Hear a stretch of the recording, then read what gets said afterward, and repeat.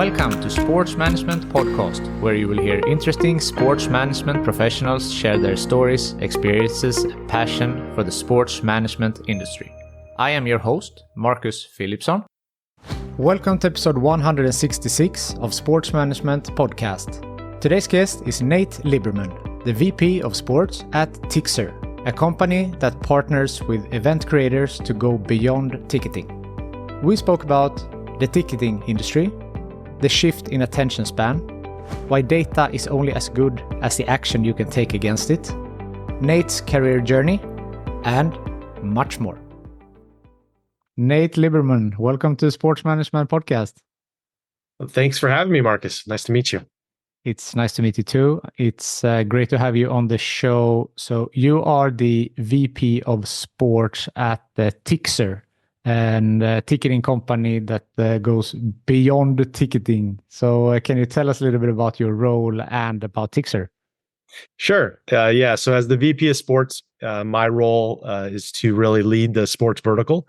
And Tixr as a company's, the roots of the business has been in the music, nightlife, festival, pop culture world. And about 2.5 years ago, when I joined, we took it upon ourselves to enter into the sports market in a bigger way. And our, as you mentioned, the beyond ticketing, a big part of our ethos is helping our clients not only sell their tickets, but really any part of the live entertainment experience in an online e-commerce environment. So it's a bunch of my job is business development, meeting with sports properties and kind of introducing them to Tixr, because we are a new entrant into the space, but also a lot of opportunity for me to advise on product and kind of the design of the product going forward as we enter into a different vertical that has different use cases and needs and requirements. Interesting. So I read that you do some work on business development, as you mentioned here on Tixr. So what is it that you give your insight about and from what background? Yeah. So, my background has been on the professional sports side. So I've worked prior to joining Tixr, I spent about 20 years working for professional sports properties here in North America. And over that time, I've gotten a lot of really great relationships in the industry. So really going back in time, 2.5 years ago, when we started the sports practice, a lot of the first year of introducing Tixr was listening to my peers in the industry and a better understanding what their needs are and what their requirements are. And at the same time, we started to bring forward and bring online some early adopters into the product. And so most of those efforts were in, touring sports where we had a really known product market fit. And then as we kind of brought those clients on, we also started to bring forward some, early adopters in the professional sports world that were giving us really positive feedback on how to best deliver the experience. And then ultimately a big part of that relationship is what we term a partnership in building functionality and creating solutions that help drive their business forward, and listening and working collaboratively versus just giving them a product and saying, this is what you get and just deal with it. We're always listening and trying to iterate and innovate the product to make it better and better over time. Again, a core part of my job is outreach, meeting with sports properties and finding new clients for Tixr. And, it's a big part of the future of the sports business. Definitely. You say looking for new customers, or we're looking, is it teams, leagues? Who is a regular customer for Tixr? So we've done early days, we did a lot of outreach to find out where their opportunities were. The ticketing is a very legacy business. There's a lot of long-standing operators that have used the similar product over time. And so we had to find two things. We had to find people that were looking and strategically thinking 3 to 5 years out. And also we did a lot of work with more nuanced, new burgeoning entrepreneurial sports properties. So the example I'd use is professional pickleball. So pickleball was a new sport, as a professional sport, probably about 3 years ago. We actually signed both Professional Pickleball Association and Major League Pickleball. They didn't have a playbook, right? They were able to come at this with a fresh approach and have had a tremendous amount of success in scaling their business. And we've been a part of that journey for them here in North America. So we work with touring sports properties like professional pickleball, golf events, tennis, motorsports. So that's probably where the vast majority of our businesses started. But we are working with teams for the most part. We have partnerships with leagues, but generally speaking, the leagues don't really control the primary ticketing here in North America. It's driven by the individual teams, and they have the decision-making authority on a local level to decide on what kind of solution they want to offer. Generally speaking, what you see with the league partnerships is it's generally tied into the secondary marketplace here in North America. And so we're not as focused on that at this point in time in our evolution. I understand that. So, I mean, the ticketing is a very interesting industry in general. And of course, the pricing and how that fluctuates, and you want to make as much money as possible, but you also want to fill capacity. You don't want to dump the price, so you irritate the season ticket holders. It's a complex industry. Very complex. And, I think that's one of the things that gets us most excited, because with new technology, we have a lot more capabilities of around creating solutions that solve potentially for some of those challenges, right? Like the idea that you don't want to lower your price to a certain level because you don't want to upset your season ticket holders makes a ton of sense. But there might be ways to create opportunities to deliver access to your tickets in a way that doesn't disrupt that. And we're constantly, that's a big part of our day-to-day job, is like thinking about how to build the product better. I mean, we're still very early in a lot of these conversations of new technology and new solutions, but generally speaking, what you've seen in the ticketing world in North America is most of the technology that looks to solve these challenges are not built by the primary ticketing companies themselves. They're built by solutions providers that maybe somebody was a frustrated operator and they go out and found their own, startup ticketing bolt-on solution that again alleviates these or opens up these opportunities. So Tixr thinks that as a primary ticketing company, it's our job to deliver these solutions and not rely on third parties to build it and then just integrate with us. So I read on the website, it says that you're empowering clients to go beyond ticketing and sell more diversely. So, I mean, if we can make like an example, when you're talking to a team, how does this relationship look like? What information are you asking from them? What are you providing the team with in order to sell more and more diversely? Yeah. So I think the first and foremost, the idea is, let's look at your entire live event, all the different things you're offering fans.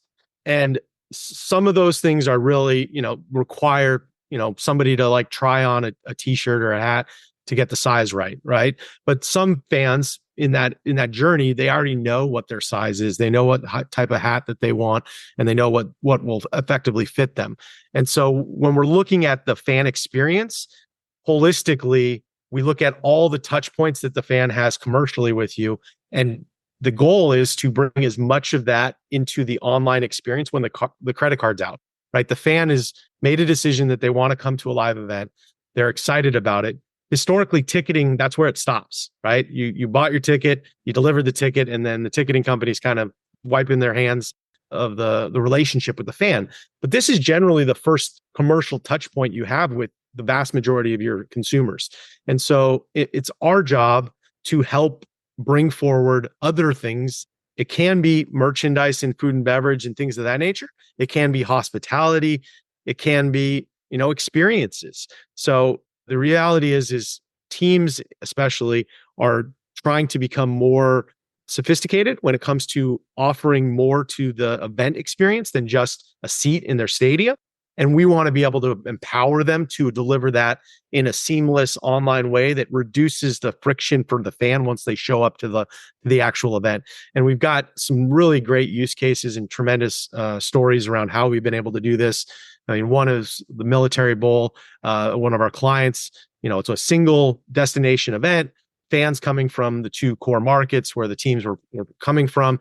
We sold everything from the premium hospitality to hotel packages to tours of the Naval Academy for fans that wanted to have that like type of an experience, all in one ecosystem, in one buying flow. And that's really what we're talking about when we're talking about beyond ticketing, is like, let's help that fan make that and curate that whole live entertainment experience in advance if that's what they want. Some fans want to buy just the whole lot curated experience for them, and we can offer that as well. So that's really what gets us excited is when we have clients that are thinking strategically, all right, how can I drive more value for my fan, make their experience a better one, and reducing any of the waiting in lines and the friction that you see on site, and ultimately at the end of the day, hopefully make some more money in capturing more revenue from that fan.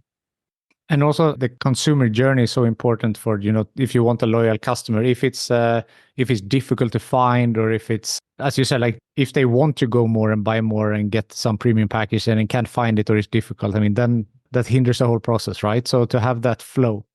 Yeah, it's all in one system too. That's, I think, the other thing. What I mentioned earlier, this idea around bolt-on, what you see with lots of professional sports properties is they'll have one system that sells their premium.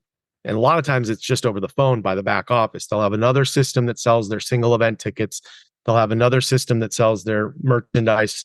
They'll have another system potentially that's, in their application that's maybe doing pre-orders of food and beverage. And then the live event experiences are oftentimes not commercially taken advantage of because holistically the systems that exist today have not been designed to deliver those types of experiences. And so for us, it's two things. I mean, one, it's making it very simple and easy for the fan to navigate the system. Our platform is designed much more like a modern application. Think DoorDash or Netflix or Apple TV. So it's a lot of mobile first viewing experience, but it's very visual and graphic. So if you're trying to sell a $5,000, travel package with hotel, lodging, tickets to the game, you want to be able to see what that hotel room looks like. You want to be able to see what the seat looks like. You want to see what that premium hospitality space that you're getting access to looks like. And that's a big part of what's different about Tixr is like we've built this really visual, appealing, modern UX that delivers that experience for the fan. Yeah, I think that's crucial, as we talked about, because everything to have that accessibility and have it easy to find, and when people's patience nowadays, I feel, is lower. So to have that, easy and clean. Yeah, no, we talk a lot about conversion rates. That's a big component of the conversation that we have with a lot of our clients because, you'd be fascinated to understand how little, sports properties and live entertainment properties pay attention to conversion rates on their ticketing system. And it's a missed opportunity because ultimately, you're right. People are distracted. They have lots of options. Oftentimes they're on their mobile device watching TV or Netflix and, surfing for events to do that weekend. And you have to get them while they're in that, that excitement and that enthusiasm to actually buy that ticket. So having a system that actually converts those interested buyers into transactions is vitally important and something that we stress tremendously. And we pay attention to it on a really religious basis with all of our clients. It's the number one, point that we put in all of our materials as it relates to tracking the efficacy of the platform. I like that. So you mentioned you gave the example of a one-off event that it was one time and you got a tour and everything. But sports, it might be just a regular game in the season or a playoff, or maybe you buy a bundle. Does this add to the complexity as well, that there are different types of, maybe between different leagues? I mean, some leagues have more games than others, and how are you working to, accommodate the different needs for different leagues, teams, and the sports? Yeah, I mean, season ticket functionality was a big component of the core requirement for us to get into professional sports and being able to bundle multiple events in one package. We launched a partnership with the Rip City Remix, which is a brand new G League franchise in Portland that's owned by the Trailblazers. And they didn't have a ticketing department when we started with them. They had launched this property. It was being managed by a handful of Trailblazers executives, but while they were trying to, at the same time, hire on a team to manage this G League property. And so a big component of the philosophy of their leaders was, let's create a more online experience. Let's test new ways of approaching sales than the old-fashioned kind of over-the-phone season ticket sales methodology. And so we launched season tickets. We launched mini plan packages. So half season ticket packages. We launched group sales. We actually did their tryouts where they were selling access to trying out for the team, all online, and it was all done without any intervention between a consumer and staff. At least as a starting point. If somebody had some questions or wanted some more information, there was a way to get in touch with somebody. But I think a big part of our goal as an operating system is to create efficiencies for our partners so that their staff have more time to be strategic and come up with new ideas and new ways to engage their fans. And, holistically, what ticketing systems have done over time is created a lot of bottlenecks and a lot of really mundane tasks that like upgrading a fan from one seat to another requires manual intervention in most systems. You have to call in and say, hey, I'd love to sit courtside at this game, but I've already got my seats in the 100 level. Can I upgrade? And they can do it, but it requires somebody to talk to. We've built that functionality natively in the system. So yeah, it's those types of ideas and those types of strategic solutions are things that we're always thinking about. I think we think that season tickets are a part of the buying experience, but there's younger generation of fans that want other ways to get access to the experience that might allow them to be a member, but not necessarily have a ticket to every single game. And to giving the fan more flexibility about how that looks is a big part of where we're building the product going forward. So, younger consumers nowadays are much more accustomed to a subscription, right? So they're buying their Netflix, they're buying their Amazon, and they're paying a monthly subscription. This idea is something that we think has a lot of potential in an application in live entertainment, where you pay a subscription and it gives you either special access, discounts, benefits, that doesn't require you to actually attend every event. And what that allows for is a little bit of a disintermediation between the reliance on the secondary marketplace as a tool to deliver value back to your season ticket holders. So right now, the season ticket holders, their recourse by and large for an event that they can't go to is to try to resell the ticket. And not everybody wants to have to do that. I mean, some consumers, that's fine. They have no problem, going online and offering up their tickets. And some people can actually make money doing that. So there's a benefit to the fan in offering that as an option. But some don't. Some don't want to deal with the hassle. And what you talked about earlier is getting butts in the seats is a part of the core goal of these sports teams. That friction for the fan that doesn't care causes less people to show up on site at the event. And so creating more flexibility in how you're offering experiences to your fans is a big part of getting more butts in the seats. That's so interesting. And as you mentioned with the subscription, that a lot of young people are accustomed to that. Maybe it sounds like that season tickets is maybe a little bit older audience that go for that option. So, again, to be flexible, offer the different types. And maybe the younger generation with the subscription don't have the same type of budget as someone who's a little bit older. So to, find a premium experience at the different price points that attracts the different age groups. For sure. And the goal is ultimately establishing that a commercial relationship with your fans, right?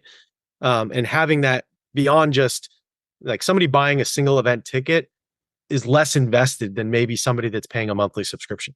So how can we move people from a casual fan of maybe watching the games and maybe attending one game to becoming more commercially aligned and, more of in European models, become more of a supporter versus just a casual fan. So what is some strategies? Like how can you try to transition someone from, who has been to one event, bought a single ticket to go more frequently?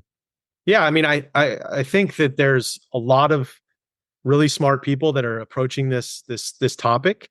Some of it is, coming up with curated packages that are smaller in scale so that they're more approachable. Some of it is flexibility, giving the fan the opportunity to potentially return a ticket if they can't use it, is something that we're definitely looking at a lot of.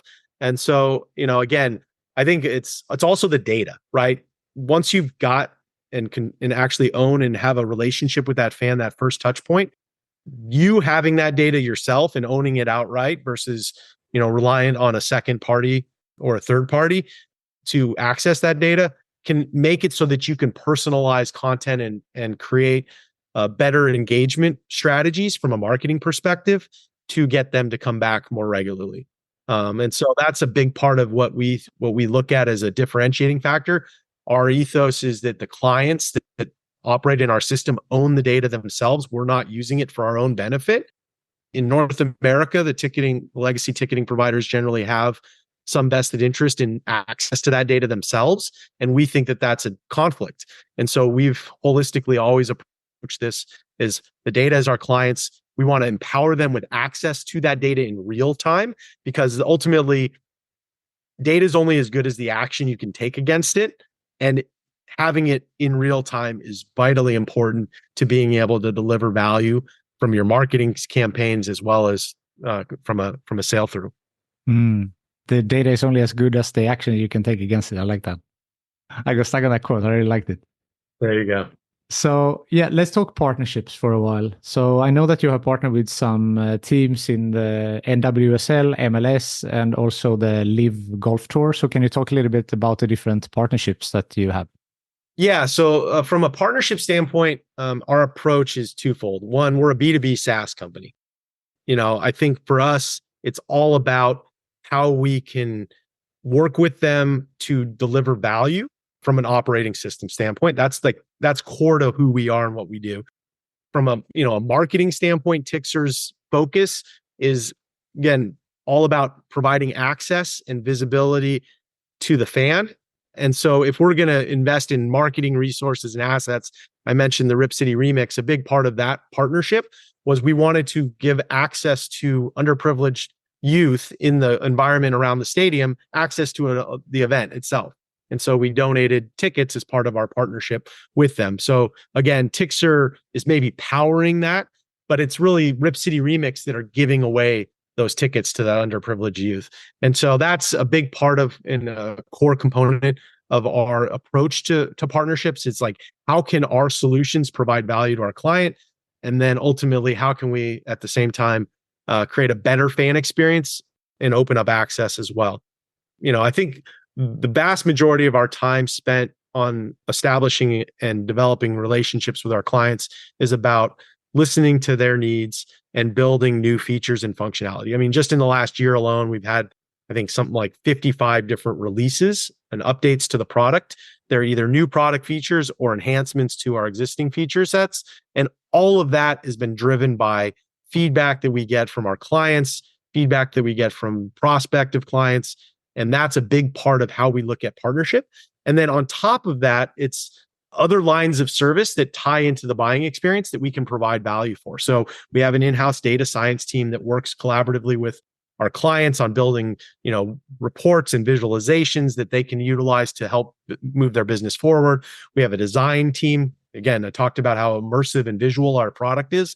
So a lot of our clients need support in helping create a really bespoke experience.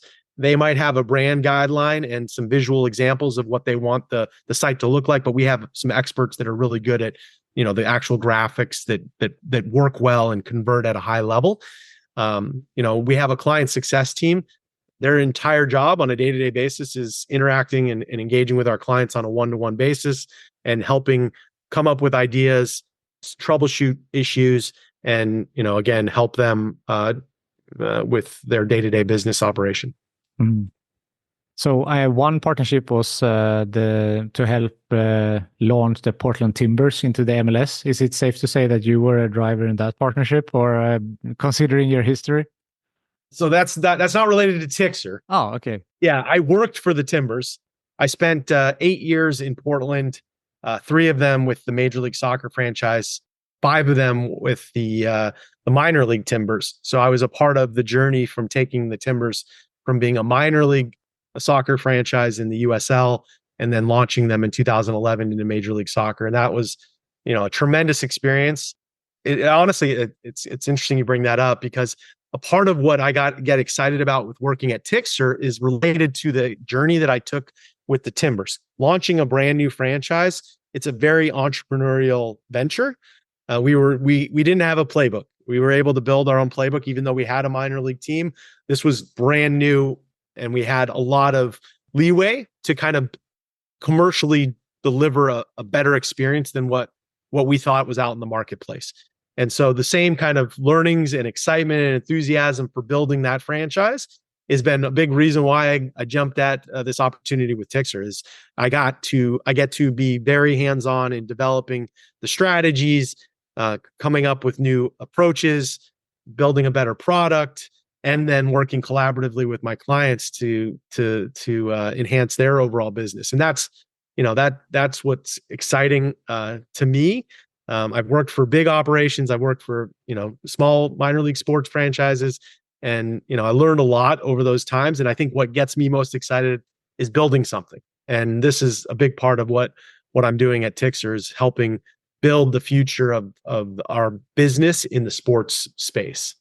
It sounds like you have a little bit of an entrepreneurial spirit, although it's not necessarily a startup per se. Yeah, I mean, the company's 11 years old, so my risk profile isn't high enough, I think, to be an actual founder of a startup, but I get to be a kind of an entrepreneur inside of an organization that's got structure and profitability and has established itself. So I had the benefit of not having the same risk that the co-founders took when they started Tixr 11 years ago. But 2.5 years ago, being able to launch us into a new space. I mean, we're doing a lot of this right now in our business. We launched our London office, just announced that just recently, but it's been up and operational for about a year now. Within a year, that business unit was profitable, and that's a big part of what's exciting about what we're building at Tixr, because our ethos is very entrepreneurial. Our founders are very entrepreneurial, and they empower us to try things, and they're not afraid of us going after and doing something and not succeeding right away, because we know over time we'll either pivot or we'll figure it out and get market share.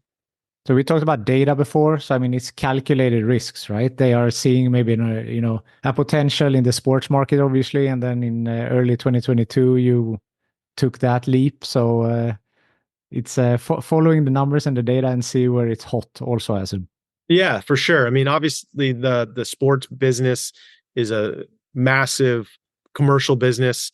I think one of the things that drove the decision wasn't necessarily the market opportunity.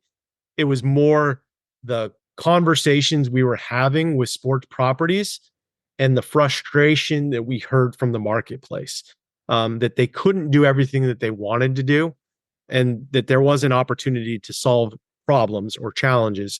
And that's where Tixr shines, is like ultimately is sitting down across from a client, hearing what their goals are and what the challenges are that they deal with on a day-to-day basis, and coming up with solutions that actually deliver value and make their jobs easier, candidly. So we mentioned that you worked for Portland Timbers for a couple of years. So obviously now you work with teams. So How much of your experience from being on that side is now beneficial to you, so you can walk a mile in their shoes, so to speak? For sure. Yeah. I mean, I think I was, most of my career was spent on the partnership side. And I think that that's helped me in the transition to working for a solutions provider to teams, because on the partnership side, you're working collaboratively with all the different departments inside of an organization. So I would work with our ticketing department on coming up with strategic promotions that our brand partners wanted to align with, that was providing value to the fans, and then ultimately we could market into the marketplace. I was working collaboratively with marketing department on, again, highlighting and showcasing our brand partners and making sure that they're getting the value that they paid for, and showcasing their product to our fans. I worked with the operations department. So I had a really well-rounded, viewpoint into how a business in the sports world operates. And I think that's what really helps in this opportunity, because holistically, historically, sports properties have been very siloed. Each individual business unit inside of the company is kind of focused on their day-to-day task. Being in a sports team, especially on a season basis, can be a little bit of a hamster wheel where you're just going from game to game to game and rinse and repeat, rinse and repeat, rinse and repeat. There's not a lot of like opportunity for strategic decisions outside of the off season. And so, holistically, we're trying to insert ourselves into opportunities where we can provide value. What we're seeing though in the sports world is a much more sophisticated operator going forward. There's strategy departments now with a lot of sports teams, and those people aren't in a hamster wheel moment. They're actually thinking. They're able to sit back and look at the business in total, and with that, they can start to think about how to better design the product going forward, how to better create a better fan experience. You heard, I'm sure there's news, at least in the US, about the NFL taking on private equity with, more and more private equity and those types of investments coming into sports properties. It's going to push teams to be better operators and to find value for those investors in a much more sophisticated manner than historically they've been. I talk a lot about this in my 20 years working for sports teams. A lot of the job was risk management. We'll outsource our concessions, we'll outsource our merchandise, we'll bring in a third-party ticketing platform that's effectively selling our tickets, we'll outsource our media. What you're seeing now is there's breaks in that old structure, even in the content delivery space. With the video content now, there's some teams that are now going direct to consumer, which 10 years ago when I worked for the Timbers and Kroenke Sports was not going to happen. You're making so much money from your rights from your television provider that you wouldn't ever think about going direct to consumer. But that's, I think, the future. And we think that sports is much more of a platform business that goes beyond even just a live event. The entertainment districts that a lot of these owners have built around their facilities, we think that they need an operating system that can power that entire experience beyond just the four walls of the stadium. And we want to build that solution for them going forward. Yeah, that's an interesting take. And I mean, the sports industry has increased a lot. And as you said, like now the teams are almost like corporations with different departments and strategy and everything. So obviously like the platform that you guys have built and to make that easier for them is of course of highest value. Yeah, I mean, it's about creating efficiencies and automations. I think AI is a big talking point right now in the sports world. So we actually deployed our first AI product. We have stuff in our background, in our back end that we can do with our data science team. But in the front end, we actually deployed a solution that allows our clients to create event descriptions in an AI tool to help with SEO purposes and other things and effectively make more efficient use of their time. And that's a big part of what we think the future is going to hold is creating more efficiencies and unlocking your human resources to deliver more value back to the company outside of just mundane tasks and data entry. So you think that the entrance of AI will be more to you shift tasks? You don't think necessarily that will like take over a lot of jobs? When you said it now, it sounded more like you said like these boring tasks that are like just, entering data and so forth, that will be AI. And then you can spend your time on like more important stuff. Yeah, I mean, there's a lot of different use cases. I don't want to pigeonhole ourselves into saying that it's not going to replace some potential human capital. But I think holistically, in the early days, we see it as mostly efficiency. I think long term, what you're going to see is more personalization. But with that requires people to monitor and make sure it's delivering the right experience, because ultimately you have a brand that fans love. It's different than selling a widget, and you have to hold very true to that brand ethos and make sure that AI isn't creating that brand experience. You have to own it yourself.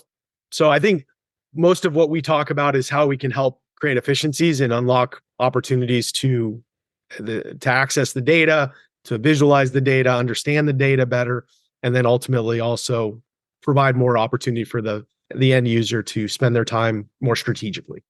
That's interesting. Yeah, getting to know you a little bit better. We have talked, of course, about the professional side, but what's your background in regards to sports? Have you been playing sports, study sports? What's your connection? Yeah, I'm a little older than when the sports management programs existed. So I got into this business the old-fashioned way. I played college sport here in the U.S., but I was never talented enough to play beyond that. And so when I got out of university, I basically took a job in finance, thinking that was going to be something that was passionate about, and I realized that I missed being involved in sports, and so I took a leap of faith, jumped into a minor league baseball operation, spent about 8 years in minor league sports, and then launched the Timbers into Major League Soccer. From there, went to the Kroenke Group and got into the Nuggets and the Avalanche in Major League Sports, and then left that to start and work on a project with Oakview Group, which was it opened up my eyes to the business around the sport, because we didn't own teams. We were focused around the facilities and the venues that sports and live entertainment was housed in. So it really gave me a really well-versed experience, but definitely did not take the newer approach where you're going to school and learning. I learned on the job for the most part. And that's why I'm taking this interest in the guests that I'm bringing on to ask their journey, because I think it's important for the listeners to know that there are several ways into the industry. Because as you said, like the traditional path now, maybe they think that you need to study sports management, you need to make X amount of internships, and then you should apply for like maybe an agency, do different things. But it's like, I don't think there is two people out of the 160 something that I've talked to so far that had a similar journey. Like everyone has gone their path and then ended up in the sports industry one way or another. Yeah, there's so many opportunities in sport that go beyond just working for a team. I think the thing that I talk to a lot of young people about is, don't worry yourself so much with the logo. Focus more on the people and the opportunity to learn. I mean, that's really where I got the most value, is the people that I worked with and the opportunity to be challenged to try new things. And with those things, you're gonna have success if you're devoted and committed to that, and passionate. Yeah, so I like to ask about if you have any advice for young people, and that was one. But anything else that comes to mind that is good for someone who's young and eager to enter the sports industry? Yeah, I think raising your hand when opportunities arise is really important. If you want to learn something different than what your job is, say you get a job working in ticket sales, which is a lot of people's entry point into the sports world, but you're interested in marketing or sponsorship, take time to talk to those people in that department, even if it's outside of the normal workday, and see if there's ways that you can provide value to them in your day to day. That's always something that I think a lot of is, if you think in your mind, hey, I want to get into partnerships, but my entry point is selling tickets.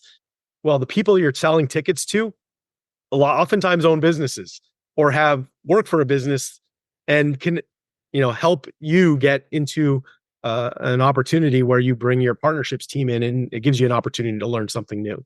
So I think that's core. I definitely think relationships are the most important part of having a successful career.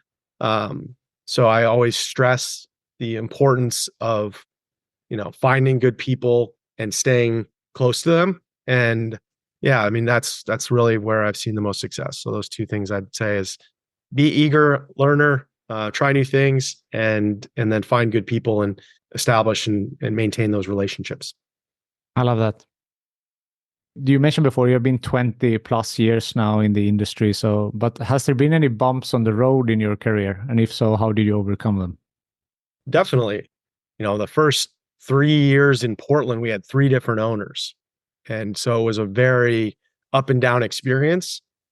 I think holistically, when there's challenges that are external to what you're working on, it's focusing on what you can control is really important. And then also, I candidly had a moment in time where I took on too much responsibility, and I was at a point in my life where I needed to like reboot and reset. And, I think it's important to know that if there is a challenge or an issue or, a problem that comes up in your journey, it doesn't mean your journey's over. It's just it's something that you can overcome and move on from. And I've definitely dealt with my fair share of setbacks over the years, continue to move forward every day. And that's really how I've been able to sustain this career. Approaching the end here, I'd like to end with a networking question. So who from your network do you think would be a good guest on this podcast? Two people come to mind. One being a guy named Ryan Brock, who was kind of a mentor of mine. He works for the Oakview Group. He's got a really established and exciting job there, where he's working on a lot of their owned and operated facilities here in North America on a partnership standpoint. And then Krista Stout, who's the chief strategy and technology kind of officer for the Portland Trailblazers. I worked with her when I was in Portland. And then I've had the fortune of working with her a little bit on the Rip City Remix launch. She's looking at technology and new approaches in a way that I think could be really interesting for a lot of young people, especially. Definitely. Two great suggestions there. Nate, thank you so much for taking the time to be on Sports Management Podcast. Awesome. Thank you so much for your time, and appreciate you letting me be on here. Thank you for listening to the Sports Management Podcast. Please hit the subscribe button so you don't miss out on any upcoming episodes. Also, feel free to leave a comment about what you thought about this episode. If you want to get in contact with me, send an email to sportsmpodcast@gmail.com or hit me up on Facebook, Twitter, or Instagram @sportsmpodcast.